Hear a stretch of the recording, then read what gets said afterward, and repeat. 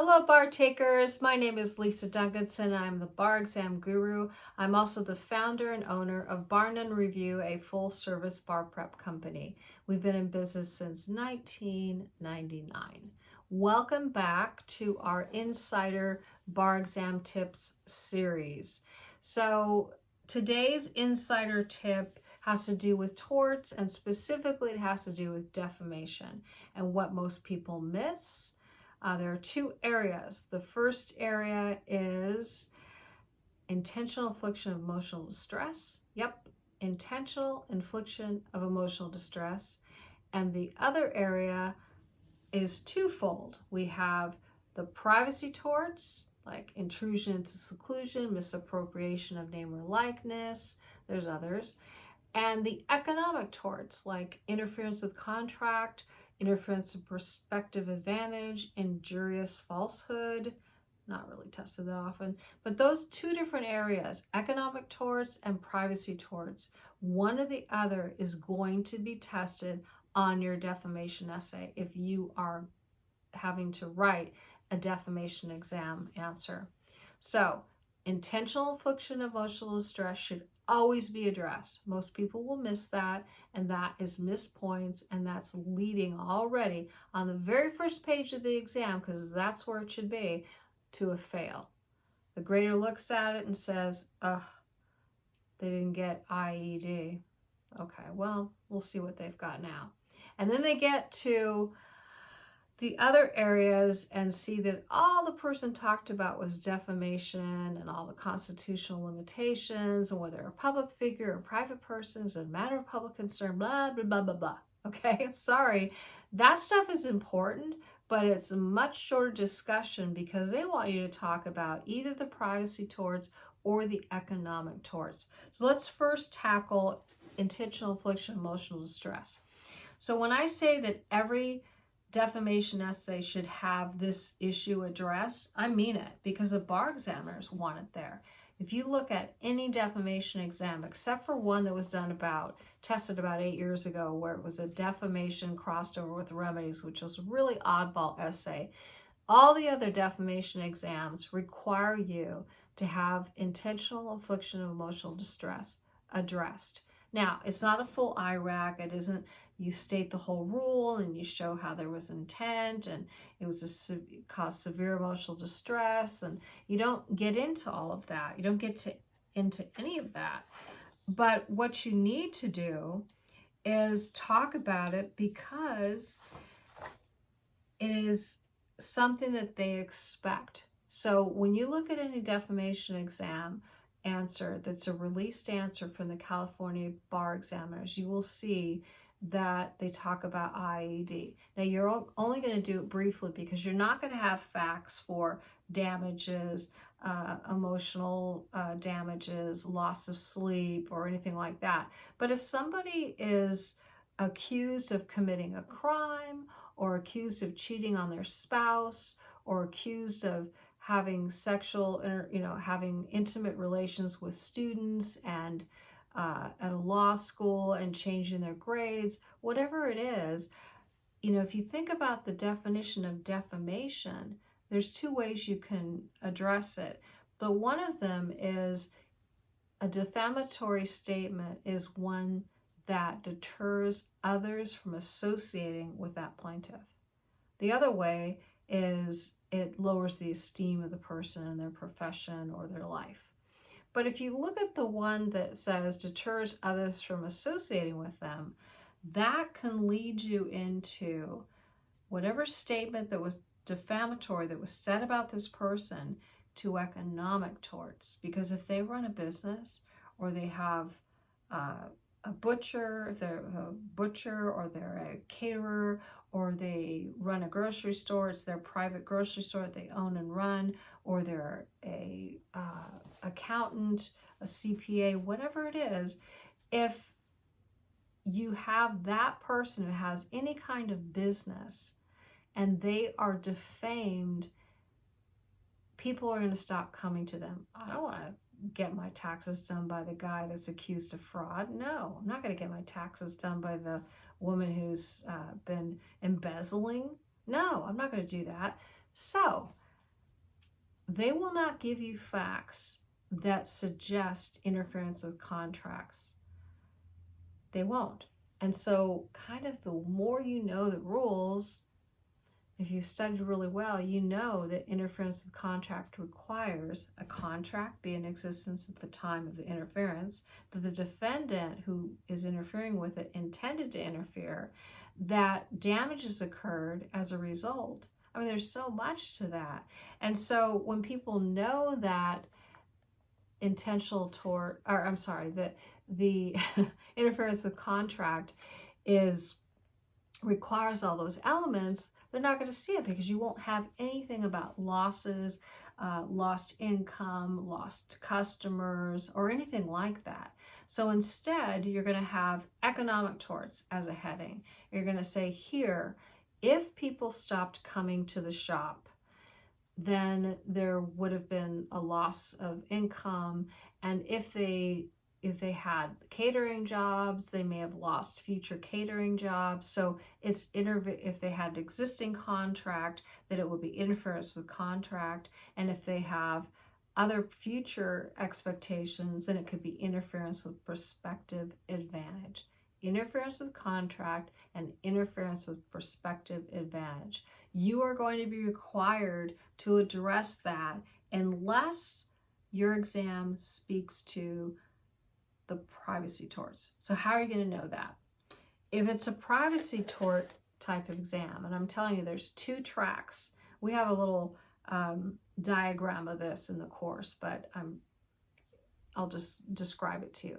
So there's defamation, and that requires the elements it requires. And then there's the constitutional limitations. And prior to defamation, you should be addressing intentional infliction of emotional distress very quickly. Just say here, because, and if they may have suffered severe emotional distress, they could possibly have a claim for it. So you don't even have to do a full rule statement, just identify it, and you will get points, and you will set yourself apart from everyone else who is writing that day who misses that. Then you go through your discussion of defamation, defenses, and all of that, and then you look to whether you have interference with economic damages or privacy. So if you have statements that are false, because you would have to in order to have a defamation claim, but also statements that are true, those true statements should turn your brain on to say, oh, this is a privacy issue. So you could have misappropriation of name or likeness, but usually it is public disclosure of private facts, intrusion into seclusion. So you should bring up all four and just say there are four privacy torts here. Let me give you an example of how it has come up.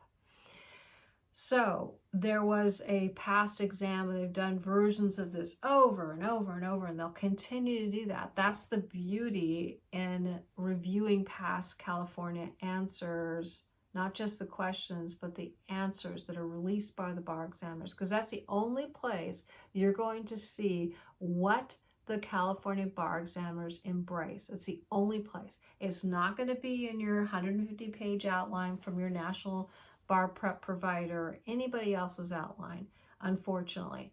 So if you were to do a thorough review of released questions and their answers, and they're available, and that's what we use in our course, you would know these things. But I can also point it out to you, and I always point it out to my students. So one of the past hypotheticals was a reporter was covering a chemical spill that happened in a office building where they had chemicals and whatever happened. And it was kind of near a school. It was in a residential area, kind of the edge of the commercial area. And then soon there was a residential area. So you're told that, just kind of the fact pattern. Doesn't really make you think of much. But a person was injured at that plant and related to a chemical spill. And the reporter covered that.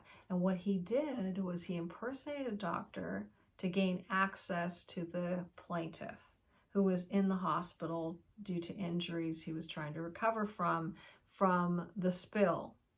So he published an article with both true facts and facts that he embellished, because they seem to always do it that way, and also because he reviewed his chart, he knew what his medical information was, and he published some of that.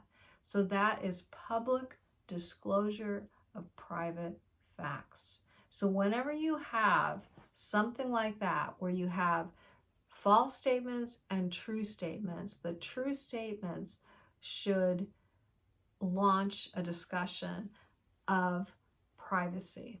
You can also have, intrusion and seclusion, because a mayor, a public figure, this is one of the past exams, was having a hushed conversation with his aide, and somebody recorded it and then shared it with a radio station, and the radio station played it.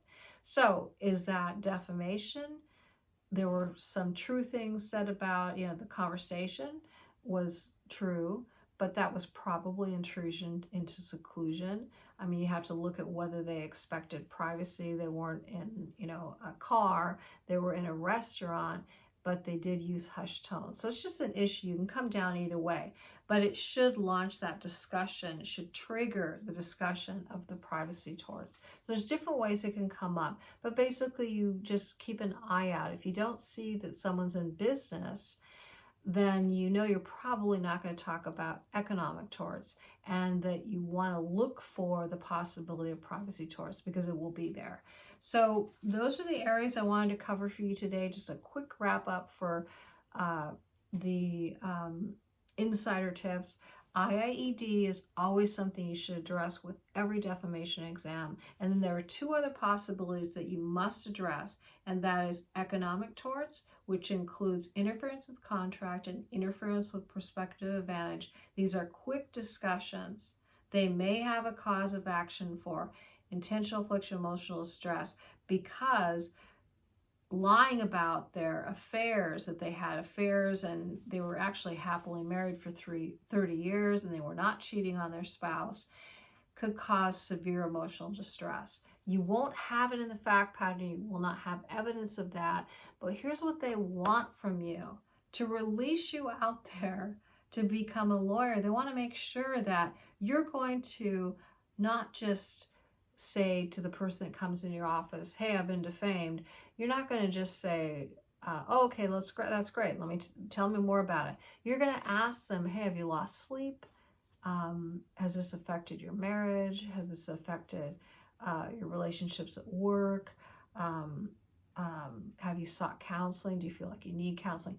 That's what you would ask. You don't write about that, but the fact that you mention IAED is a possibility. If the statement was extreme and outrageous, it could have caused severe emotional distress. So that's it. So if they have that, they may be able to prevail in an intentional infliction of emotional distress lawsuit. That issue could be on their claim, one of their claims. And the same is true with economic torts. Here, had there been a contract in existence, and most people who are in business have them, and these statements cause economic losses, they may have the possibility of recovering and for intentional for interference with the contract. And if they had future expectations and they lost that future income, they may have a claim for interference with prospective advantage. And then the privacy torts, there are 4: misappropriation of name or likeness, intrusion into seclusion, public disclosure, private facts. Those areas get tested. So just keep all these things in mind, and I wish you all the best on whatever exam you're taking, whether it's July or February. And please like and subscribe to this channel. So like the video, and so give me a thumbs up if you like it, and please subscribe to the video channel, because the more likes and subscribers I get, the more videos I'm going to do. And you will get a notification each time I provide a new video, and so you'll be the first to see it. All right, thanks again for watching. Please like and subscribe.